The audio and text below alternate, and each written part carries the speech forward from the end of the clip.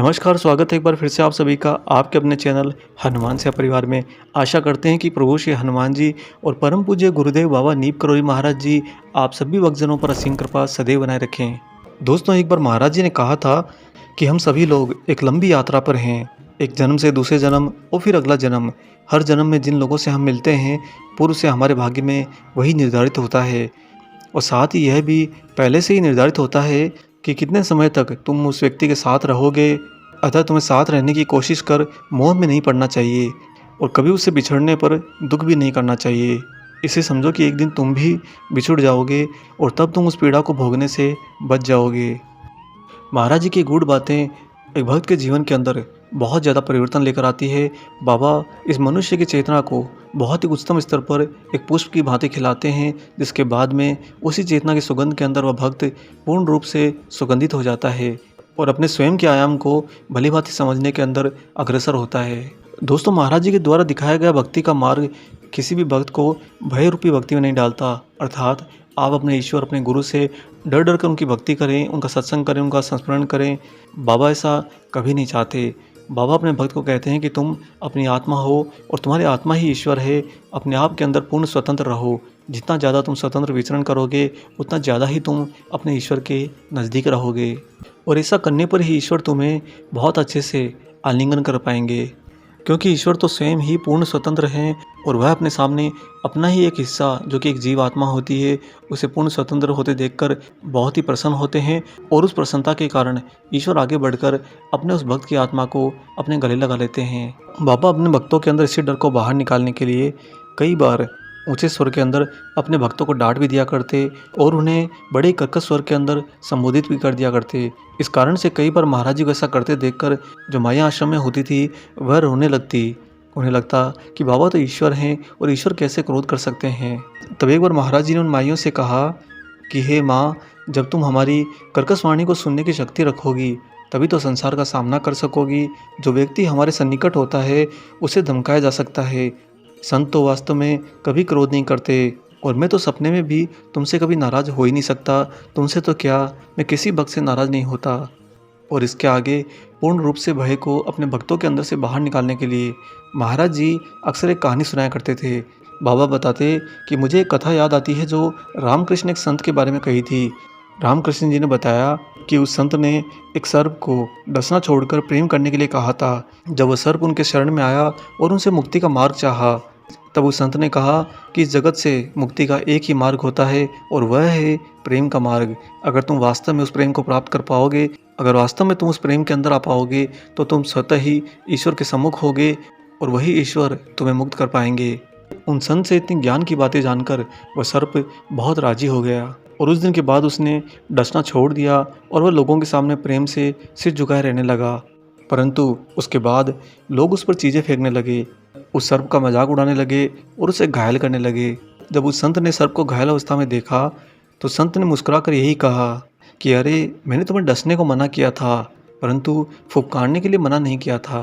कहने का तात्पर्य यह है कि अपने जीवन के अंदर, अपनी रक्षा के अंदर आप अगर विपरीत परिस्थिति का सामना करना सीख जाते हो तो स्वतः ही वह भय आपके जीवन से बाहर जाने लगता है। बाबा अपने भक्तों के अंदर भी भय और गुस्से को शांत करने के लिए कई बार उन भक्तों को मिठाई, गर्म दूध या फिर इलायची मंगा कर देते थे, क्योंकि दोस्तों महाराज जी का कहना था कि इन चीज़ों के सेवन से एक मनुष्य का गुस्सा और भय कम हो जाता है और यह वास्तव में परम सत्य भी है। ऐसे एक विदेशी भक्त कहते हैं कि एक बार महाराज जी के मंदिर में मुझे बहुत ही गुस्सा आया। ज़्यादा गुस्सा अपने पश्चिमी साथियों पर आ रहा था। भले ही इस गुस्से के संभवतः उचित कारण भी थे, परंतु 2 हफ्तों बाद भी यह इतना बढ़ गया कि मुझे आश्चर्य होने लगा। उसी समय मैं मंदिर की ओर पैदल चल पड़ा और पहुंचने में देर भी हो गई थी। मंदिर की दूसरी ओर महाराज जी बैठे थे। सभी पश्चिमी भक्त सदा की तरह बरामदे में पंक्तिबद्ध बैठे हुए थे। यहाँ से वे लोग उन्हें दूर से ही देख भी सकते थे, जहाँ पर बाबा दिन का प्रसाद पा रहे थे। मैं भी वहीं जाकर बैठ गया। एक विदेशी भक्त मेरे लिए खाना लेकर आया। उस समय मेरा गुस्सा और चढ़ गया। मैंने उस पत्थर को उठाकर तुरंत ही फेंक दिया। प्रांगण की दूसरी ओर से महाराज जी ने ऐसा करते हुए देख लिया था। इसके तुरंत बाद बाबा ने मुझे अपने पास बुलाया। मैं प्रांगण से होते हुए उनके सामने गया और झुककर प्रणाम किया। तब महाराज जी ने पूछा, तुम्हें कुछ परेशानी हो रही है क्या? मैंने कहा कि जी हाँ, और इसके साथ ही अन्य पश्चिमी लोगों की ओर देखते हुए मैंने कहा कि मुझे अधर्म सहन नहीं हो सकता।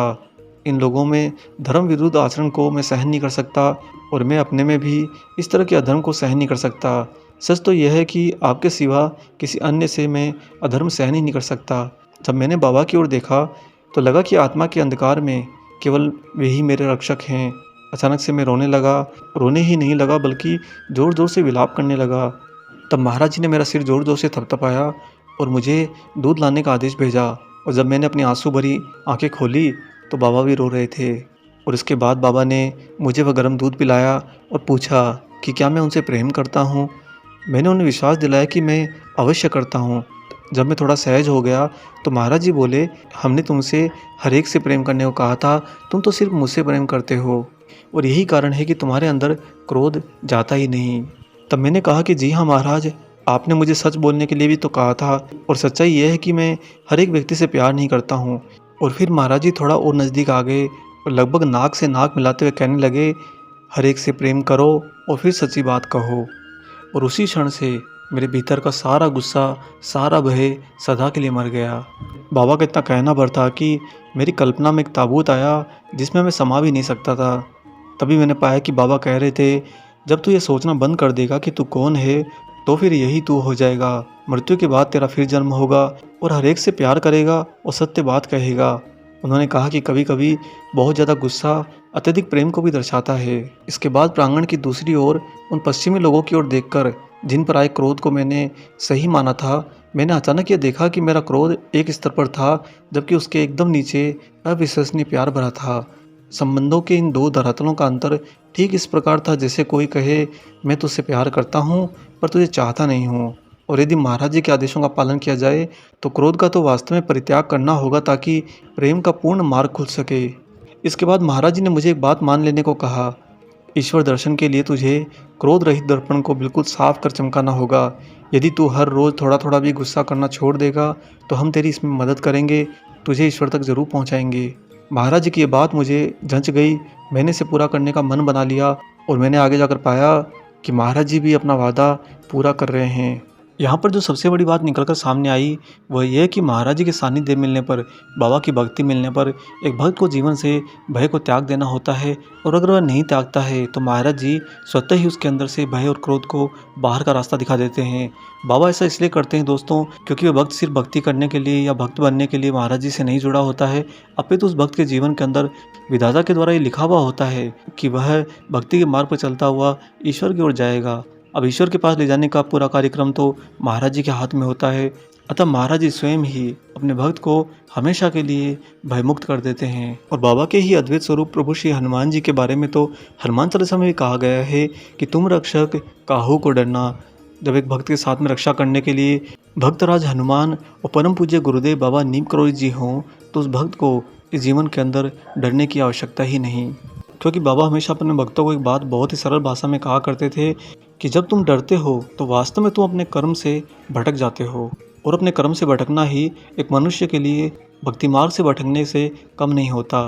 आप जब महाराज जी के समक्ष उनसे प्रार्थना करते हो, उनकी भक्ति करते हो, उनकी आराधना करते हो तो एक बात को बहुत ही आसानी से समझिए कि आप जो महाराज जी की भक्ति कर रहे हो ये आपका शरीर नहीं है अपितु ये आपकी जीव आत्मा है। और जीव आत्मा भयमुक्त होती है, स्वतंत्र होती है, सदैव हर परिस्थिति का सामना करने के लिए योग्य होती है। जब इस बात को आप समझ जाएंगे तो एक छोटे बालक की तरह जो अपने पिता की अंगुली पकड़कर चलता है, ठीक बिल्कुल ऐसे ही आप महाराज जी की अंगुली सदा के लिए पकड़ लेंगे। और बाबा आपके ऊपर अपने हाथ की छत्र छाया सदैव आपके सिर पर बनाए रखेंगे और महाराज जी की ऐसी छत्र छाया के अंदर आपका जीवन सदैव सुगमता से आगे बढ़ेगा और आने वाले सारे कष्टों का निवारण स्वतः ही समय रहते हो जाया करेगा। हम आशा करते हैं कि आज का ये प्रेरणादायक विशेषांक आपको जरूर पसंद आया हो। वीडियो अगर अच्छा लगा तो जाने से पहले इसे लाइक कर दीजिए और अगर आप चैनल पर सब्सक्राइब करना भूल गए हैं तो चैनल को सब्सक्राइब भी कर दीजिए। मिलेंगे बहुत जल्दी ही एक और ऐसे ही अलौकिक अंक के साथ।